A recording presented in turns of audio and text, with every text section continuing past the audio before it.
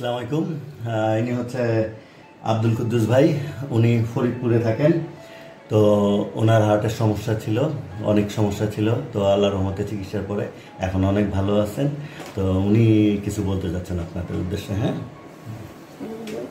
আসসালামু আলাইকুম। যে আমি ফরিদপুর থেকে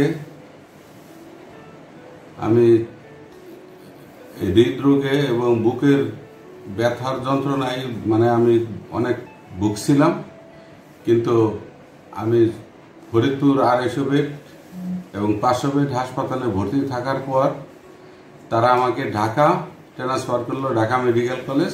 খুঁজতে লাগলাম যে আমি অল্প টাকায় কিভাবে চিকিৎসা করতে পারি। তাই আমি খুঁজতে খুঁজতে লাস্টে এই যে ঢাকা নাখালপাড়া একটা খোঁজ পেলাম যে এখানে একটা ডাক্তার মোশাররফ হোসেন, উনি খুব বিনা অপারেশনে হার্টের চিকিৎসা করেন। তাই ওই কথা শুনে আমি আসলাম। আমারও টাকা পয়সার সমস্যা ছিল। আমি এই ডাক্তারকে পাই আমি খুব খুশি হয়েছিলাম যে দেখি অল্প টাকায় চিকিৎসা কি হয়। তাই আমি আজ 3-4 মাস যাবৎ ওনার চিকিৎসা নিচ্ছি এবং চিকিৎসা নেওয়ার পরে আমি বর্তমান 12 আনি সুস্থ হয়ে গেছি।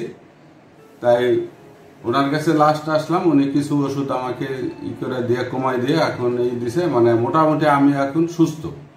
এখন আমি পরিপূর্ণ সুস্থভাবেই আমি চলাফেরা করতেছি, আমার সেই আগের সমস্যাগুলি নাই। তাই আলহামদুলিল্লাহ। আমি আপনাদের যদি ডাক্তার, আমি সত্যিকারেই বললাম যে উনি ডাক্তার খুব ভালো, বিনা অপারেশনে ভালো ওষুধ এবং ভালো চিকিৎসা দেয়। যদি আপনি খুব ভালো ডাক্তার, আমি খুব ভালো চিকিৎসা পেয়েছি ওনার কাছ থেকে। আসসালামু আলাইকুম ওয়া রাহমাতুল্লাহ।